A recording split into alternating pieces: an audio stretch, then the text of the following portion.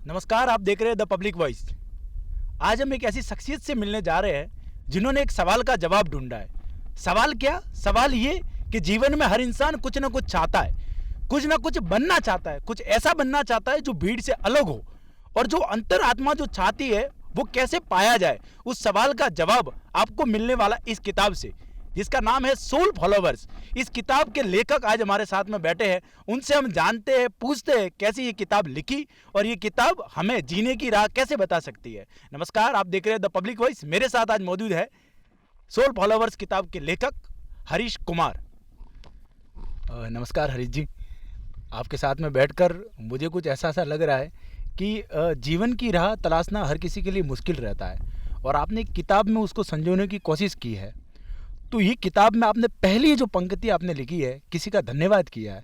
Petra, आपका धन्यवाद जिनसे लिखने का। ये पेट्रा कौन है? जी, वो मेरी फ्रेंड है जो कि जर्मन से है। जी। आई एम सॉरी, वो जर्मन है, जर्मनी से है और दोस्त है मेरी। उन्होंने मुझे काफ़ी इंस्पायर किया क्योंकि वो मेरे से बहुत बड़ी है और उन्होंने मुझे जो चीज़ें सिखाई, जो चीज़ें मुझे बताई, उन चीज़ों से मुझे लगा कि कहीं ना कहीं इससे एक कहानी भी निकल के आ सकती है। और उन्हीं से इंस्पायर होकर मैंने लिखना शुरू किया और चीज़ें धीरे धीरे बनती गई। तो कहीं ना कहीं मुझे उनको धन्यवाद देना ही था क्योंकि ये कहानी उन्हीं से शुरू होती है। बिल्कुल। तभी अगर आपकी कहानी में देखें तो दो किरदारों को आपने संजोया है। क्या वो किरदार आप ही है या वो किरदार आपने कैसे आपके दिमाग में आए? जी, कहीं ना कहीं इंसान खुद तो उससे रिलेट करता ही है, खुद जो चाहता है वो ही लिखता है और कुछ चीज़ें काल्पनिक होती है। तो जैसा ये अपना नॉवेल है, फिक्सन है, तो फिक्सन में तो आप समझ सकते हैं कि फिक्सन क्या होता है। तो ये कब शुरुआत हुई और पहली बार आपको लिखने का शौक कब से था? और आपने इससे पहले, जैसा कि मैंने सुना, आपके बारे में जाना कि आपने बैंक में भी जॉब किया, उसके बाद एक सरकारी जॉब भी किया, उसके बाद में आप एनिमैक्स स्टूडियो के नाम से आपका स्टूडियो, उसमें एडिटिंग, वीडियो शूटिंग और शॉर्ट मूवीज़ वगैरह भी बनाते थे, और उसके बाद लिखने का जो प्रोफेशन है, ये तीनों चारों प्रोफेशन अलग है। तो ये लिखने का जो था, ये कैसे आया और इसकी शुरुआत कैसे हुई? ये मेरे अंदर कहीं ना कहीं स्पिरिचुअल चीज़ें थी लेकिन मैं समझ नहीं पा रहा था। तो मैंने ट्राई की कि मुझे जैसा इस किताब में लिखा है कि मुझे लाइफ में क्या करना है। तो मैंने, जब मुझे समझ ही नहीं आ रहा था मुझे क्या करना है, तो मैंने चीज़ें की, जो मुझे समझ आया वो की। और जब चीज़ें मैं एक तरह से कहूँ तो जब मैं खुद को समझने लगा, तब मुझे लगा कि शायद मुझे लिखना ही मेरे लिए सबसे अच्छी चीज़ है। क्योंकि ये एक तरह से वो हो गया कि जब मैं लिखता था तब मुझे लगता था जैसे मैं मेडिटेशन में ही हूँ। तो मुझे लगा कि यही मेरी आत्मा की आवाज़ ये किताब ही है और मेरे लिए लिखना ज़्यादा इम्पोर्टेंट हो गया दूसरी चीज़ों के मुकाबले। तो मतलब आपके अनुसार ये है कि जीवन में अगर उस प्रकार से सफल बनना है तो अंतर आत्मा की बात सुनना जरूरी है, आत्मा का अनुसरण। बिल्कुल। अगर आप चाहते हो कि आपको जीवन में वो चीज़ें करें जिससे आपको खुशी मिले, वो चीज़ें करें जिससे आपको चीज़ें समझ में आए कि हाँ यही मेरे लिए है, तो आपको एक बार बाहर की चीज़ों को छोड़ करके अंदर की चीज़ों को समझना शुरू करना पड़ेगा। और अंदर की चीज़ें आपकी आत्मा ही आपको समझा सकती है, बाकी कोई राह है ही नहीं। बाकी कोई आत्मा को आप किस रूप में मानते हैं? देखिए, आत्मा की अगर अपन बात करें तो आत्मा को कुछ लोग इस प्रकार समझते हैं कि जब एक शरीर है, उस शरीर से जैसे ही वो आत्मा बाहर निकलती है तो वो जीवन खत्म सा हो गया, उस प्रकार से देख रहे हैं। दूसरी तरफ आपकी किताब में अगर पढ़ता हूँ, आत्मा और मन के बीच में जो कन्फ्यूजन है दोनों के बीच में, तो क्या मन और आत्मा एक ही है या आत्मा वो है जिससे लोग देखकर डर जाते हैं? नहीं, इसको हम उस चीज़ उसको इसको हम इस तरह से नहीं देख सकते। आत्मा एक तरह से, मैंने इसमें एक डिस्क्रिप्शन दिया भी है कि आत्मा की आवाज़ परमात्मा की आवाज़ है। मतलब आत्मा जो है वो परमात्मा का ही अंश है। आपके अंदर जो आत्मा बसी हुई है वो परमात्मा का ही अंश है, और जब वो आत्मा आपके अंदर से निकल जाएगी तब ये बॉडी आपके किसी काम की नहीं है। और जहाँ तक मन की बात है, तो मन की बहुत सारी सतह होती है। आपने जैसा कि साइंटिफिकली पढ़ा होगा, मन की बहुत सारी सतह होती है, लेकिन आत्मा तो वही है। जब मन की गहराइयाँ ख़त्म हो जाती है, वहाँ से आत्मा शुरू हो जाती है। और फिर दिमाग के बारे में अगर बात करें तो जो आत्मा की आप जो बात बता रहे हैं, वो दो मन है, चेतन मन और अवचेतन मन, कॉन्शियस माइंड, सब कॉन्शियस माइंड। तो जो सब कॉन्शियस माइंड है और जो अपन कहते हैं अवचेतन मन और आत्मा, ये तीनों एक ही है या अलग है? हाँ, साइंटिफिकली तो आप उनको अलग कर सकते हैं, लेकिन जहाँ बात आध्यात्मिक होती है, जहाँ बात विश्वास की होती है, वहाँ आपको आत्मा को मानना ही पड़ेगा, तभी आप इस राह में आगे बढ़ सकते हैं। अगर आप इसको साइंटिफिकली समझना चाहते हैं तो इसको आप चेतन और अवचेतन मन का रूप दे सकते हैं, लेकिन अगर आप इसको आध्यात्मिक राह में देखना चाहें तो आप इसको आत्मा का ही रूप मानेंगे, तभी आपको परमात्मा की बात समझ में आएगी। तो आत्मा को समझने के लिए हमें क्या योग है, या आत्मा को समझने के लिए और भी इस प्रकार का आध्यात्मिक से जुड़ा रहना क्या बहुत ज़्यादा ज़रूरी है? जी, आध्यात्मिक आपको होना आवश्यक है। अगर आप आध्यात्मिक नहीं हैं तो आप अपने आत्मा को नहीं समझ पाएंगे, क्योंकि आपको जब किसी चीज़ पर विश्वास ही नहीं है तो आप उन चीज़ों को कैसे महसूस करेंगे।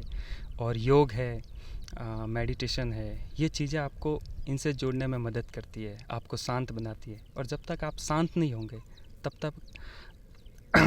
तब तक आप कैसे समझ पाएंगे, अपने आप को कैसे समझ पाएंगे, आप अंदर की तरफ कैसे मुड़ेंगे अगर आप शांत ही नहीं है। और योग आपको शांत करता है, मेडिटेशन आपको शांत करता है।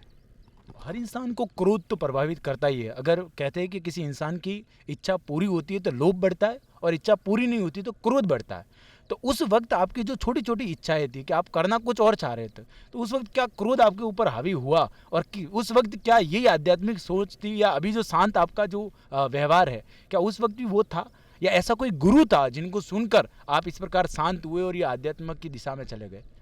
जी, मैंने अपना गुरु किताबों को ही माना है, और मैंने खूब किताबें पढ़ने की कोशिश की है, पढ़ी भी है। जी। और जहाँ तक गुस्से की बात है, जहाँ आप क्रोध की बात कर रहे हैं, तो जी ऐसा होता है, उसे क्रोध नहीं कह सकते, उसे निराशा कह सकते हैं। जब आपको चीज़ें समझ में नहीं आती तो आप निराश होते हैं। लेकिन जैसे जैसे आप आध्यात्मिक स्तर पर आगे बढ़ते हैं, किताबें पढ़ते हैं, मेडिटेशन करते हैं और इन चीज़ों को समझने की कोशिश करते हैं, तो चीज़ें खुद ब खुद होने लगती है। आप शांत होने लगते हो। आपको शांत होना नहीं है, आप शांत हो जाते हो, वो चीज़ें हो जाती है। आपकी कहानी में अगर इसको किताब को सही तरीके से परिभाषित किया जाए तो क्या ये एक आध्यात्मिक किताब है, या फिर क्या ये प्रेम से संबंधित है, या क्या ये किसी भटके हुए इंसान को एक सही राह दिखा सकती है? इन तीनों में से कौन सी कड़ी है जो इसको सही रूप से परिभाषित कर सकती है? ये सवाल आपने मतलब बहुत अच्छा सवाल किया। मुझे ये खास करके जब मैंने इसको लिखना स्टार्ट किया था तब ये तीनों चीज़ें ही मेरे पास थी।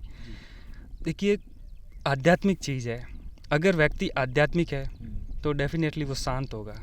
अगर वो प्रेम में है तो वो शांत होगा, और जब शांत होगा तो डेफिनेटली पूरे जीवन में वो शांति बनाए रखेगा। मेरे कहने का मतलब ये है कि अगर कहीं भी शांति चाहिए, मैं पूरे वर्ल्ड की और मानव समाज की बात कर रहा हूँ। अगर लोग प्रेम में हैं, अगर उनके अंदर प्रेम है तो शांति हो सकती है। अगर लोग आध्यात्मिक है तो लोग शांत हो सकते हैं, और जब लोग शांत है तो शांति तो खुद ब खुद। आपकी नज़रों में प्रेम की क्या परिभाषा है? जैसे प्रेम को किसी को दे, किसी को पाना ही क्या प्रेम है? जैसे एक बच्चा है जिसको अगर किसी की आवश्यकता है, जिसके खिलौना लाना है, तो क्या वो उसके लिए प्रेम है या लालच है? या आज के समय में अगर देखें युवा पीढ़ी जो किसी न किसी सोशल मीडिया माध्यम से किसी दूसरे लिंग के इंसान के साथ में वो कनेक्ट हो जाती है और उनसे प्रेम की बातें शुरू हो जाती है, तो क्या वो प्रेम है? किसी को पाना प्रेम है, या प्रेम क्या है? प्रेम की परिभाषा भी तो होनी चाहिए। जी, मेरे अकॉर्डिंग प्रेम की परिभाषा वैसे मैंने इस किताब में लिखी है, और मैं ये समझता हूँ कि प्रेम की कोई परिभाषा होती ही नहीं है, क्योंकि प्रेम को शब्दों में बयां नहीं किया जा सकता। अगर आप किसी को चाहते हैं, चाहे फिर वो कोई इंसान हो या फिर कोई चीज़ हो, मैं सजीव चीज़ों की बातें उनकी बात कर रहा हूँ। वैसे लोग कार से भी प्रेम करने लग जाते हैं, तो वो उसे प्रेम नहीं कह सकते, वो भौतिकता हो गई। तो आप जिसे चाहते हैं, अगर उन चीज़ों को आप गहराई से समझें तो आप ये समझने लग जाएंगे कि शरीर काफ़ी नहीं है, शरीर से बढ़कर भी कुछ है। चीज़ों को कैसे, उस रिलेशन को कैसे मेंटेन करना है, लोगों को कैसे खुश रखना है। जब हम लोगों को खुश रखना शुरू करते हैं तब कहीं ना कहीं हम खुद भी ऑटोमेटिक खुश होने लग जाते हैं, और एक ऐसा रिश्ता बनता है जिन रिश्तों को अपन नाम नहीं दे सकते, उनको ये नहीं कह सकते कि ये प्रेम ही है। तो मैं समझता हूँ, जहाँ तक मैं समझता हूँ, प्रेम को डिफाइन नहीं किया जा सकता। प्रेम बस होता है, उसे एहसास, वो एक एहसास है और उसे सिर्फ महसूस किया जा सकता है। आपके जीवन में ये जो पल बता रहे आप प्रेम का, तो प्रेम की परिभाषा में कौन सा किरदार आपके साथ में है जो जीवन साथी के रूप में है, या प्रेम पहली बार आपको कब लगा कि हाँ ये प्रेम है? प्रेम, देखिए मेरे जीवन में प्रेम मेरा परिवार है, फिर बहुत से लोग हैं। मैं मेरे दोस्तों से भी प्रेम करता हूँ। पेट्रा जो मेरी दोस्त है उससे भी मैं प्रेम करता हूँ, तो वो प्रेम है। लेकिन अगर इनको सही ढंग से डिफाइन किया जाए, तो अगर आप इसको नाम दे रहे हैं, किसी रिश्ते को नाम दे रहे हैं, तो फिर वो रिश्ता एक बंधन में बन जाता है। फिर अपन उनसे वो चीज़ें मांगते हैं, जैसे मेरी पत्नी है, जैसे मैंने उनसे एक रिश्ता बनाया कि वो मेरी पत्नी है, तो मैं उनसे मतलब ये मांगूंगा कि पत्नी होने के नाते आप वो करो, ये करो, वो करो। मेरा, आप जैसे मेरे दोस्त है तो मैं आपसे कहूँगा आप तो मेरे दोस्त हो, तो वो करो, वो करो, वो चीज़ें होती हैं। और अगर आप किसी को बिना किसी नाम दिए एक रिश्ता बरकरार रखते हो, तो आपको वो चीज़ें समझ में आती है कि उससे ना तो कुछ लेना है ना उसको कुछ देना है। मतलब प्रेम की परिभाषा में ये है कि स्वार्थ और प्रेम में अंतर है, और लोग आज के समय में अपने स्वार्थ को प्रेम समझ रहे हैं, ये कह सकते हैं। हाँ, एक तरह से आप ये कह सकते हैं। वैसे मैं इन चीज़ों पर मतलब थोड़ा अलग तरह से सोचता हूँ। मैं इसको सिर्फ एक अट्रैक्शन समझता हूँ। जो लोग अभी जो जिसको प्रेम बोल रहे हैं वो सिर्फ एक अट्रैक्शन है, वो उससे ज़्यादा कुछ भी नहीं है। तो जैसे अट्रैक्शन ख़त्म होता है और लोग जब प्रेम को धीरे धीरे समझने लगते हैं, उनमें समझ आती है, और जब लोगों में आध्यात्मिक समझ आती है, तब उन्हें प्रेम भी समझ में आता है कि प्रेम आखिर है क्या। आत्मा का अनुसरण, सोल फॉलोवर्स, इसका अगर हिंदी में अगर अनुवाद करें तो यही होगा। आत्मा का अनुसरण, वो एक जो सपने की बात आपके इसके अंदर बताई है, दो जो किरदार बताए और मज़ेदार किरदार है दोनों, और उनका जो जीवन आपने बताया कि कैसे उन्होंने शुरुआत की और क्या रहा, वो आप जब दर्शकों किताब पढ़ोगे उसको जानोगे कि किस प्रकार की इतनी मज़ेदार आध्यात्मिक प्रेम कहानी है जिसमें आपको जीवन की भी बहुत कुछ समस्याओं के समाधान मिल सकते हैं। और ये सारी कुछ आपके सवाल ये मैं पूछना चाह रहा था, सपने की बात बताइए, तो क्या आत्मा को समझने के लिए वो सपना ही है? सपने तो अलग अलग प्रकार के आते हैं, तो किस प्रकार का सपना, प्रेम और आत्मा और सपने में ये जो थोड़ा सा भिन्नता दिख रही है, इसको कैसे परिभाषित करोगे? जी, सपने, इसमें ये भी बताया कि जिनकी आत्मा मैली होती है उनको सपने भी अजीबोगरीब आते हैं। बिल्कुल कहा। हाँ, तो आप जब किसी चीज़ को आप है ना सच्चे दिल से कह सकते हैं या अपनी अंतरात्मा से समझने और चाहने लगते हैं, तो आपको वो आत्मा राह दिखाती है, चाहे फिर वो सपने में हो और शायद ख्यालों में हो। जैसे आपका जो किरदार है वेदरा, उसको जो रहस्यमयी दोस्त वो सपने में आकर उनको रास्ता बताया कि आपको वहाँ जाना चाहिए, ये करना चाहिए, आगे का मार्ग। तो ऐसा किरदार अगर अपने जीवन में कहीं ना कहीं जुड़ेगा ही, अगर हम आत्मा का अनुसरण कर रहे हैं तो। बिल्कुल जुड़ेगा। आप एक बार जब इसको महसूस करने लगते हैं ना, मैंने मेरी लाइफ में कितनी ही बार ऐसी चीज़ों को महसूस किया है। मैंने इनको मतलब आप ये कह सकते हैं इनको हवा में नहीं लिखा है, मैं इन पे मैंने काफ़ी रिसर्च किया, मैंने काफ़ी चीज़ें ऐसी देखी और समझा, तब मैंने इसको लिखा। मैं जानता था कि जब ये किताब लिखूंगा तब मुझसे ये सवाल ज़रूर पूछा जाएगा, और मैं इसके लिए तैयार भी था क्योंकि मैंने इन चीज़ों को महसूस किया है। इस तरह से नहीं, लेकिन किया है। उस वक्त के लिए जो आपने इतने सारे किरदार लिखे हैं और इतनी छोटी छोटी बारीकियाँ आपने इसमें लिखी है, किसी गांव के बारे में या फिर जो ये आध्यात्मिक यात्रा कर रहे हिमालय की तरफ, तो वहाँ की जो बारीकियाँ लिखी है, तो बारीकियाँ कैसे ऑब्जर्व की, और ये लिखने की ये सोच आपको जो किरदार गढ़ना, ये किरदार कैसे गढ़े गए, उन बारीकियों को कैसे गढ़ा, ये मैं जानना ज़रूर चाहूँगा। जी, इसके लिए मैंने मेडिटेशन का ही सहारा लिया। मैं रात को बहुत देर तक मेडिटेशन करता था, और मतलब इस किताब के बारे में मैंने एक तरह से खुद को इस किताब में ही डाल दिया था। मैं ही वेदरा था, मैं ही केसा था। मैं जब केसा को लिखना होता था तब मैं केसा बन के ही मेडिटेशन करता था, और जब मैं वेदरा के बारे में लिखता था तब मैं वेदरा बन के ही मतलब वो चीज़ें करता था, और मुझे वो चीज़ें समझ में आती थी। मैं खुद ही उस कैरेक्टर को जीता था कि मैं वहाँ जा रहा हूँ, मैं ये कर रहा हूँ, मैं वो कर रहा हूँ, मैं उसके बारे में ऐसे सोच रहा हूँ, ऐसे बारिश हो रही है। वो मैं ही था, मैं ही केसा था, मैं ही वेदरा था। बहुत गहरी आपने बात बताई है कि जो फिर आपने बताया कि जब भारत को हिंद कहा जाता था, उस वक्त की ये बात है, उस समय की बात है, और यहाँ से हजारों मील दूर जो रोमन साम्राज्य है, वहाँ से जो किरदार गढ़ा, तो क्या जो रोमन जर्मन जो आप साम्राज्य की बात कर रहे हो, वो आपके जो मित्र है उनसे वो दिमाग में आया, या पहले से एक कहानी गढ़ी थी आपने? जी, वो बिल्कुल उनसे ही मेरे दिमाग में आया। वो चीज़ मुझे वहीं से मिली, क्योंकि वो मेरे से काफ़ी बात करते रहते हैं, तो उन्होंने मुझे रोमन साम्राज्य के बारे में भी बताया कि पहले जर्मनी ऐसा हुआ करता था, क्योंकि मैं तो कभी जर्मनी गया नहीं, तो उन्होंने जर्मनी के बारे में मुझे काफ़ी चीज़ें बताई। और मेरी कहानी क्योंकि पुरानी थी, तो उस समय जर्मनी तो था नहीं, उस समय जर्मनी की जगह रोमन साम्राज्य था। तो मैंने वो कहानी वहीं से ली और काफ़ी चीज़ें उनसे मैंने एक तरह से मैंने उनको पूछा, मतलब उन चीज़ों के बारे में मैंने उनसे काफ़ी राय ली। बहुत छोटी बारीकी आती है। अगर सरप्राइज है, मैं हरीश जी अगर बात करें तो आपने जो अरब के व्यापारियों के बारे में जो बातें बताई, या फिर जो चुड़ैलों वाला जो अब मज़ेदार किस्सा लगा, वो जब मैंने सुना तो इतना इंटरेस्टिंग लगा कि जब केसा वहाँ से जा रहा था, केसा डरा हुआ था, तो जब आत्मा का अनुसरण कर रहे थे जो बाबा जी थे, उन्होंने उनको रास्ता बताया और जब वो डर खत्म हुआ। तो पहले तो ये सवाल मैं जोड़ना चाहूँगा कि क्या चुड़ैल भूत प्रेत इनको आप मानते हो? अगर आत्मा को मानते हो तो शायद इनको भी आप मानते होंगे। जी नहीं, मैंने ये भी बताया कि वो रियल में चुड़ैलें नहीं हाँ, थी। वो अंत में तो जरूर वही बताया जरूर है। क्योंकि वो चुड़ैलें नहीं थी, वो ऐसी औरतें थी जो उस समय भी अपने आप को मतलब खुश करना चाहती थी, लेकिन वो समाज के बंधनों में बंधी हुई थी। तो हो सकता है वो उस समय वहाँ जा कर के, और ऐसे किस्से हमारे आसपास वैसे बहुत मशहूर भी है। और इस पंक्ति से जो आपने जो ये लिखा, ये जो पाठ लिखा है इस किताब में कि वो चुड़ैलें वहाँ नृत्य कर रही थी और लोग डर रहे थे, वहाँ से वो डर दूर हुआ, उसका जो सारांश निकल रहा था वो ये निकल रहा था कि अगर कोई इंसान किसी काम में खुश है और खुश होकर कुछ काम करता है तो उसको उसको डिस्टर्ब नहीं करना चाहिए या उसको परेशान नहीं करना चाहिए, वो काम उसको करने देना चाहिए। जी जी बिल्कुल।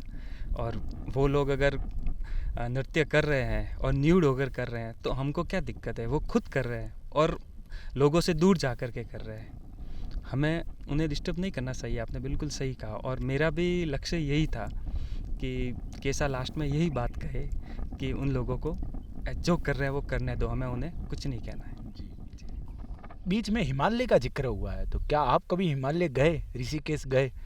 हाँ, ऋषिकेश तक तो गया हूँ, लेकिन उससे आगे जाने का सौभाग्य नहीं मिला, पर एक दिन जाना जरूर है। और मैं देखो सपने में और अपने ध्यान में तो सब जगह घूम के आ गया हूँ। कब गए थे ऋषिकेश आप? अब ये किताब लिखने से या आज के समय से अगर अपन देखें तो ये बहुत पहले की बात है। कितने साल हुए होंगे? हाँ, लगभग ये 6-7 साल पहले की बात है। एक और बात जो मैं जोड़ना चाहूँगा इसके साथ में, कि आप उस वक्त ऋषिकेश गए थे, क्या आपको पता था कि मैं किताब लिखूंगा? हाँ नहीं, उस समय तो बस ऐसे ही, आप उस समय ये बोल सकते हो कि उस समय मुझे कुछ भी पता नहीं था। मैं तो घूमने गया था और घूम के आ गया, बस जैसे लोग उदयपुर और माउंट आबू जाते हैं वैसे ही मैं गया था। मेरी वो आध्यात्मिक यात्रा नहीं थी। लेकिन मैं इस बात में क्या पता सही हूँ या गलत हूँ, आपकी वो ऋषिकेश की यात्रा आपकी किताब लिखने में ज़रूर मदद की होगी। हाँ, कहीं ना कहीं ये आप कह सकते हो, काफ़ी मदद की। वो बारीकियाँ, वो चीज़ें ज़रूर कहीं ना कहीं आपको याद आई होगी। हाँ बिल्कुल, क्योंकि हम जो चीज़ एक बार देख लेते हैं वो हमारे माइंड में रहती ही है, तो वो चीज़ें जब हम ध्यान करते हैं तो वो चीज़ें साफ साफ नज़र आती हैं। मतलब जीवन कहीं ना कहीं उस कड़ियों से कड़ियाँ जुड़ी रहती है कई बार। आपसे ये जानना चाहूँगा कि किताब आपने लगभग 200 पेज से ज़्यादा इसमें पेज है, इतनी लंबी चौड़ी आपने किताब लिखी है, और ये जानना, ये किरदार गढ़ना, ये सारी कुछ चीज़ें, इसमें समय कितना लिखा और किताब आपने कब शुरू की और कब ये समाप्त हुई? लगभग ये मुझे 5 से 6 साल हो गए इसमें, मतलब 5 साल तो मुझे इसमें लिखने में ही हुए, क्योंकि मैं इसको अच्छे से महसूस करना चाहता था। मैं ऐसे तो दिन को नहीं बैठ सकता था, तो मैं रात को बैठता था। फिर मुझे सबसे ज़्यादा सुकून मिलता है बारिश में, तो मैंने बारिश के मौसम में सबसे ज़्यादा लिखी। लेकिन अपने यहाँ बारिश का मौसम 4 महीने ही रहता है, तो मेरे ज़्यादातर जो भी पेजेज़ हैं वो बारिश के मौसम में लिखे हुए हैं और कुछ पेजेज हैं वो दूसरे मौसम में। मतलब आप ये कह सकते हो कि आधी किताब बारिश के मौसम में लिखी हुई है और आधी किताब दूसरे वैकेशन में, या कह सकते हैं दूसरे मौसम में आपने बाकी किताबें भी, बाकी किताब के जो पन्ने थे वो लिखे। इसके अलावा और कौन सी किताबें आपने पहले लिखी? जैसे आपने कहा कि जो अपनी आपके बारे में, जीवन के बारे में जो लिखा गया कि कॉलेज से लिखने का शौक़ था, लेकिन वो चीज़ें प्रकाशित नहीं हो पाई या प्रकाशित नहीं की, ऐसी कौन सी चीज़ें थी जो पहले आपने लिखी थी? हाँ, मैं छोटी मोटी चीज़ें, मतलब जैसे हम घूमने कहीं गए, चले गए और मैंने वहाँ कुछ देखा तो मैं उसको कहानी बना लेता था कि ऐसे ऐसे हो गया, वो हो गया। तो लेकिन उस समय वो इतना कॉन्फिडेंस नहीं था, तो मुझे लगता था यार लोग हंसेंगे और ऐसे और वो, तो मैंने फिर वो नहीं करा। मतलब कहानी गढ़ने का शुरू से आपको शौक़ था ही उसके बारे में। सर, आपकी किताब में एक जगह ये लिखा हुआ है कि जब केसा को बार बार सपने आ रहे थे तो उनके चाचा उनको कहीं बाबा जी के पास, कहीं मंदिर बार बार ले जा रहे थे और उनको कहा था कि कुछ पूजा का सामान लाना, ये लाना, साथ में एक खरगोश लाना, और वो पूजा के सामान वो किया था। उस वक्त केसा ने थोड़े समय उसको सोचा, फिर उस खरगोश को उसने वहाँ नहीं ले जाया कि एक बेजुबान की क्या बलि दी जाए। तो ये जो पाखंड है, इसके बारे में आप क्या कहना चाहेंगे? जी, इस चैप्टर में, जब इस चैप्टर को मैं लिख रहा था तब मुझे भी मतलब मैं इसे यही सोच कर लिख रहा था। मैंने कहा इन चीज़ों को थोड़ा दिखाना चाहिए अगर मैं किताब लिख रहा हूँ। और हम लोगों को भी जब हम बच्चे थे तब हमें भी ले जाते थे, हम भी देखते तो थे। आपको भी ले जाया हुआ है कहीं? मुझे भी ले जाया गया है। और जब हमारे आसपास मैं देखता हूँ छोटे बच्चों को, जब उनको खांसी आ रही है या पेट दर्द हो रहा है तो उनको हॉस्पिटल ले जाना चाहिए, लेकिन उनको भगवान के वहाँ ले जा रहे हैं, वो कुछ वो करवा रहे हैं। और कभी कभी जानवरों को भी मरवा देते हैं। तो मुझे ये चीज़ें बिल्कुल पसंद नहीं है। और मैं यही चीज़ इसमें भी दिखाना चाहता था कि मतलब ये नहीं होना चाहिए। और एक आदमी के अंदर मतलब इतनी समझ तो होनी चाहिए कि वो कम से कम बेजुबान जानवरों को तो नहीं मारे। ये थोड़ा आप इसको देखे तो थोड़ा ये वैज्ञानिक तरीके से भी अगर सोचे तो ये उस बात को भी टच करता है। और फिर आप बात करते हो आत्मा के बारे में, तो ये दोनों चीज़ों का मेल मिलाप नहीं हो पा रहा है कि एक इंसान सिर्फ आंखें बंद कर सिर्फ आत्मा पर भरोसा करके कैसे चल सकता है? जी, ये अब आपने जो सवाल किया है ये अब विश्वास पर आ गया है। अगर आप किसी चीज़ों पर विश्वास करते हैं और वो कहते हैं ना, जैसा तन वैसा मन, तो आप गलत चीज़ें खाएंगे तो आपको कभी भी अच्छी बुद्धि आ ही नहीं सकती। अगर आप अच्छी चीज़ें खाएंगे तो अच्छी बुद्धि आएगी। तो अगर आप विश्वास की बात करें और किसी भी चीज़ पर अगर आप विश्वास करें, और साइंटिफिक चीज़ें भी कहती है कि जब आप किसी काम को विश्वास के साथ करते हैं तो वो काम हो जाता है। और जहाँ तक विश्वास की बात है तो अभी हमारे चंद्रयान लॉन्च किया है, तो वो लोग भी भगवान की आराधना करके ही चंद्रयान लॉन्च कर रहे थे। तो आप समझ सकते हो विश्वास तो हर जगह है। मैं खुद भी इस चीज़ को मानता हूँ, लेकिन सवाल आपसे पूछना यूँ जरूरी था, जानते हैं कि किस प्रकार से आपने क्या कुछ सोचा और कैसे जवाब दिया, ये जानने के लिए। विश्वास की बात करें तो बिलीव सिस्टम मैं भी अच्छे तरीके से मानता हूँ, और इसको अगर थोड़ा और वैज्ञानिक नज़रिए से देखें तो इसको प्लेसिबो इफेक्ट कहते हैं। डॉक्टर क्या करता है, कोई टैबलेट देता है कि आप ठीक हो जाओगे ठीक हो जाओगे, और कई बार वो टैबलेट इतनी असरदार नहीं होती है, लेकिन डॉक्टर के पास जाने से, या फिर आपने कहा ना कि वहाँ पर कई बार कई मंदिर जाने से वो उनको कह देते हैं कि आप ठीक होगे, तो कई बार वो इंसान ठीक भी हो जाता है। और इसको हॉस्पिटल में इलाज जो चल रहा है उससे भी कई बार ट्रीटमेंट नहीं होता और कई बार उससे सही हो जाता है। ऐसे भी कई केस मिले, तो वो विश्वास की बात है। तो अब यहाँ पर एक और बात आती है, जहाँ तक विश्वास है वहाँ तक अच्छा है, लेकिन जब वो विश्वास अंधविश्वास में बदल जाता है तब बहुत दिक्कत होती है। तो जब केसा उनके पास जाता है बाबा जी के पास, तो जो वो फर्स्ट वाले बाबा जी, तो वो उसको विश्वास नहीं दे रहे हैं, वो उसको अंधविश्वास दे रहे हैं।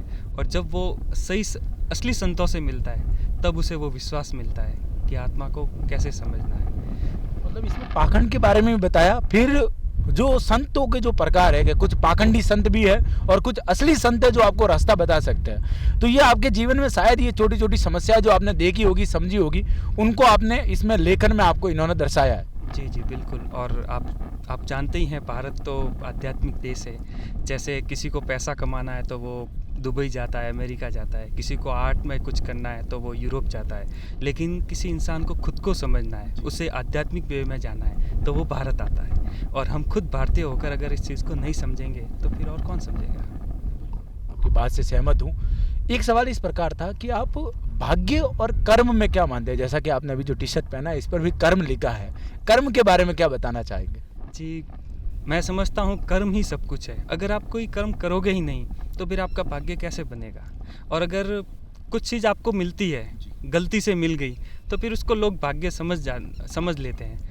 लेकिन अगर आपने कर्म नहीं किया तो वो भी आपसे एक दिन छिन जाएगी। आपको कर्म तो करना ही पड़ेगा, और मैं कर्म में ही विश्वास करता हूँ। आपने कर्म किया और लंबे समय से वो कर्म किया लिखने का, और जब ये किताब छप के आई, तैयार हुई, और जब ये पूरी तैयार हो चुकी थी और जब इसका संस्करण आया, तो उस वक्त आपके मन की क्या भावनाएं थी, और वो जो आपके मन का जो पल था उस वक्त का, उसके बारे में कुछ बताइए आप। उसको तो मेरे लिए एक्सप्लेन करना बहुत मुश्किल है, क्योंकि जब आप किसी चीज़ की तपस्या करते हो, मैं इसे तपस्या ही कहूँगा, और जब आप तपस्या करते हो और अब जब आपकी तपस्या फलित होती है, जो फल आपके हाथ में आता है, तो फिर आप उसको शब्दों में तो बयां कर ही नहीं सकते। लेकिन मैं बता सकता हूँ कि मुझे बहुत ज़्यादा खुशी हुई थी, बहुत ज़्यादा। एक और आपका नाम इसमें लिखा है हरियाणी, और ऐसे हरीश कुमार नाम, हरियाणी। तो ये नाम कहाँ से आया, किसने दिया, आपने खुद ने ही दिया या लोगों ने दिया? ये मेरे दोस्तों ने दिया है। वो मुझे हैरी भाई कहते हैं, और वो किसी ने एनी भी लगा दिया, क्योंकि मेरे स्टूडियो का नाम एनीमैक्स है। तो लोगों ने वो, मतलब ये मैंने खुद नहीं बनाया है, लोगों ने बनाया है, मेरे दोस्तों ने बनाया है।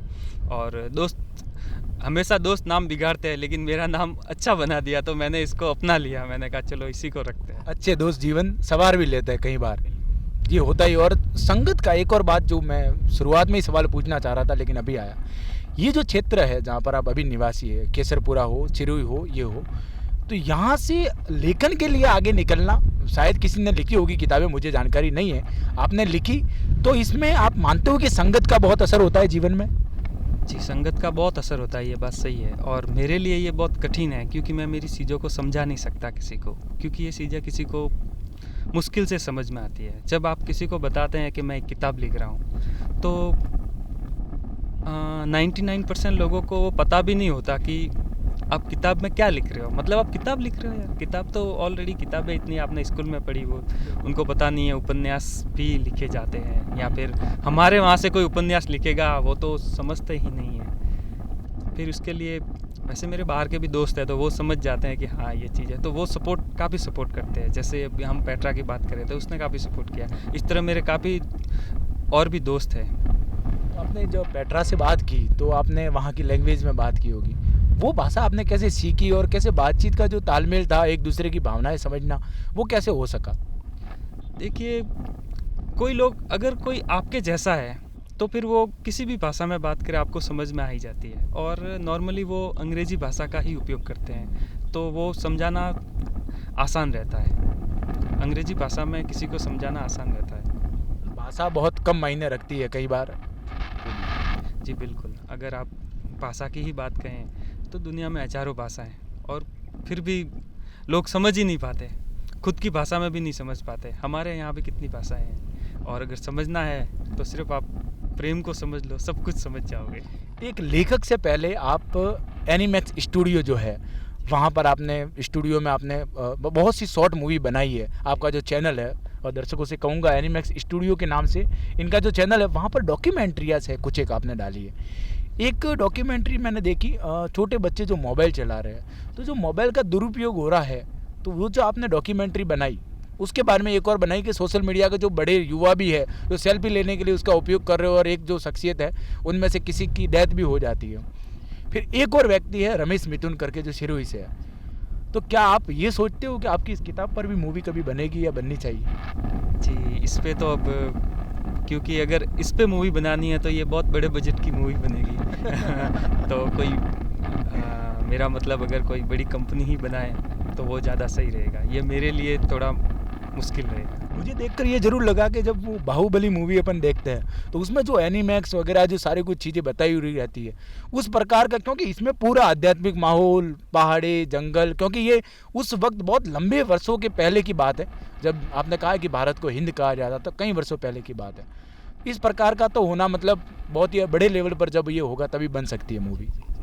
बिल्कुल। आपकी जो किताब मैंने पढ़ी, समझा, सोचा, तो मैं ये मतलब किताब को पढ़ने के लिए हमें विजुअलाइज करना भी देखना ज़रूरी है। क्योंकि जब जब मैंने पढ़ा किसा को कि वो वहाँ पर संतों के साथ में जा रहा है, या अंत में उनको एक ऐसी जगह बताई थी कि आप वहाँ जाओगे तो चमकीले फूल दिखेंगे, फिर आप उस कुटिया तक पहुँचेंगे, और वो जैसे चल रहा था कि पीछे पूर्णिमा की रात है, चाँद उग रहा है, वो वहाँ पर बैठे हुए दोनों बातचीत कर रहे, तो वो जो बारीकियाँ जो आ रही है, उन बारीकियों को आपने कभी महसूस किया, ये आपके दिमाग में कैसे आई? जी, ये सब अगर मैं एक शब्द में कहूँ तो ये सब मेडिटेशन का ही काम है। जब मैं ध्यान में बैठता हूँ तो मैं उन चीज़ों के बारे में ही सोचता हूँ। जब मैंने सोचा कि कैसा वहाँ जाएगा तो मैं कैसा बन के ही मेडिटेशन करता था, तो मुझे वही चीज़ें दिखती थी। अगर टुकड़ों में देखें तो सबसे पहले क्या आपके दिमाग में विचार आया था कि मुझे एक प्रेम कहानी पर ऊपर बनानी चाहिए, या आत्मा का अनुसरण, या आपको भी कभी ऐसा लगा कि आप जैसे आपने कॉलेज किया, उसके बाद एक प्राइवेट बैंक में काम किया, फिर एनीमैक्स स्टूडियो पर आपने ये जो काम आपने शुरू किया, फिर गवर्नमेंट जॉब भी आपके लगी, उसमें भी आपने काम किया, तो क्या बार बार आपका जो रहस्यमय दोस्त है, जो वेदरा को उसका रहस्यमय दोस्त मिला था, ऐसा कोई दोस्त अंदर से आवाज़ दे रहा था कि हरीश के आप उठिए, आपके काम का ये चीज़ नहीं है, आपको कुछ और करना है? ऐसा क्या आपके साथ भी हुआ था, उसी को आप तराश कर यहाँ तक शायद पहुँचे? जी जी जी, अगर आप ओवरऑल समझे तो यही बात है कि जब आपकी आत्मा आपको कुछ राह दिखाती है और अगर उस राह पर आप चलते हैं तो फिर आपको चीज़ें मिलनी शुरू होती है, और यही मेरे साथ हुआ। लेकिन उसके लिए आपको विश्वास रखना पड़ता है। और देखो, मैंने एक तरह से अगर लोगों की भाषा में कहूँ तो मैंने रिस्क भी लिया, और उसके एवज में मुझे ऐसी चीज़ें मिली जो शायद पैसों से तो खरीदी जा ही नहीं सकती। और चीज़ें आगे हो रही है, मेरे लिए तो सब कुछ अच्छा ही हो रहा है। मतलब आत्मा की शांति सबसे बड़ी सफलता या अपने लिए आवश्यकता समझ सकते हैं अपन। जी जी जी, और मैं खुद अपनी शॉल को फॉलो कर रहा हूँ तो मुझे मेरी चीज़ें मिल रही है, और इसीलिए मैं लोगों से कहता हूँ कि आप भी अपनी शॉल को फॉलो करो, आपको भी वो चीज़ें मिलेगी जो सही मायनों में आपके लिए ज़रूरी है। जैसे आपने किताब को लिखना शुरू किया और 2-3 प्रोफेशन में आपने बदला प्रोफेशन को, उस वक्त क्या आर्थिक समस्या वो आपको बनी रही कि आपको धन भी कमाना है, परिवार भी चलाना है और ये चीज़ें भी करनी है, इनको आपने कैसे मैनेज किया उस वक्त के लिए? हाँ, ये तो आज के दौर की सबसे बड़ी समस्या है। अगर आर्थिक स्थिति की बात करें तो वैसे मेरे घर की आर्थिक स्थिति अच्छी है, तो मैं अगर मतलब एक तरह से ना भी कमाता तो भी मेरे चल जाता। लेकिन मैंने छोटा मोटा काम किया जिससे कि ये कहीं ये ना लगे कि ये बिल्कुल काम ही नहीं करता है, तो मैं पार्ट टाइम कुछ भी कर लेता था, लेकिन मेरा पूरा फोकस इसी पे रहता था। आपने गले में रुद्राक्ष पहना है और कुछ टैटू वगैरह भी बने हुए हैं, तो ये भी क्या अध्यात्म से जुड़े हुए हैं? जी, हम कैसे रहते हैं वो ज़्यादा मायने नहीं रखता है, आप अंदर से कैसे हैं वो ज़्यादा मायने रखता है। और फिर अगर आपको लगता है कि आपको टैटू बनाना चाहिए तो आपको ज़रूर बनाना चाहिए। मतलब वहाँ भी आपकी आत्मा से आए कोई आवाज़ कि हाँ बनाना चाहिए, करना चाहिए, तो वो होना चाहिए। अंत में एक सवाल कि क्या वो सारे लोग जो कुछ भीड़ से अलग करना चाहे या कोई काम कर रहे हैं, क्या इस बात को हम कह सकते हैं कि मैं जैसे कोई काम कर रहा हूँ और मुझे बार बार लग रहा है कि मैं इस काम से बना हुआ, वो होता है मेरे साथ भी कई बार हुआ है, अलग अलग प्रोफेशन में गया, क्या मैं इसके लिए नहीं बना, वो आवाज़ आ रही है, लेकिन तो भी इंसान उसको छोड़ नहीं पाता है, उस वक्त वो इंसान क्या करे? क्योंकि कहीं सी सारी समस्याएं आती है, हर इंसान के बस की बात नहीं होती कि वो एक जगह एक काम में कहीं भी काम में वो फंसा हुआ होता है और वहाँ से वो प्रोफेशन चेंज नहीं कर पाता, जैसे मेरे लिए है। तो मैं एक्चुअल में यही करना चाहता हूँ कि लोगों का इंटरव्यू करूँ, उनकी जीवनी, ऐसे लोग जिन्होंने भीड़ से अलग काम किया ये मैं करूँ, लेकिन कई बार ये आता है कि मेरा जो बाकी समस्याएँ हैं उनसे मैं ये नहीं कर पाता। वो डिसीजन कैसे लिया जाए? डिसीजन, अगर आप ध्यान से अपने आप को समझें, अगर आप आराम से खुद को टाइम दें तो आपको धीरे धीरे वो चीज़ें समझ में आने लगेगी आपके लिए सही में ये मायने रखता है। अगर आपके लिए ये मायने रखता है तो आप करो। अगर आपकी आत्मा कहती है कि नहीं, आपको ये नहीं करके वो करना चाहिए, तो आप उसको तुरंत छोड़ दो, क्योंकि आपको आपकी आत्मा सही राह पर ले जाएगी। और क्योंकि आत्मा की, मैंने पहले भी कहा कि आत्मा की आवाज़ परमात्मा की आवाज़ है, तो परमात्मा आपको स्वयं राह दिखा रहे हैं, फिर आप क्यों नहीं मान रहे हो? सत्य है। अंत में आप क्या कहना चाहोगे दर्शकों से और आपकी इस किताब के बारे में, और अभी तक का कोई सारांश जो अंत में आप संदेश देना चाहें? जी, मैं लोगों से यही कहना चाहूँगा कि अगर आप अपनी लाइफ में कुछ करना चाहते हैं तो फिर आप इंतज़ार मत कीजिए, वो काम कीजिए, अपनी अंतरात्मा की सुनिए और उस राह पर निकल जाइए। आपको सही राह भी मिलेगी और आपके सपने भी पूरे होंगे। तो आप देख रहे थे द पब्लिक वॉइस, मेरे साथ में मौजूद थे सोल फॉलोवर्स जो बुक है, इसके लेखक।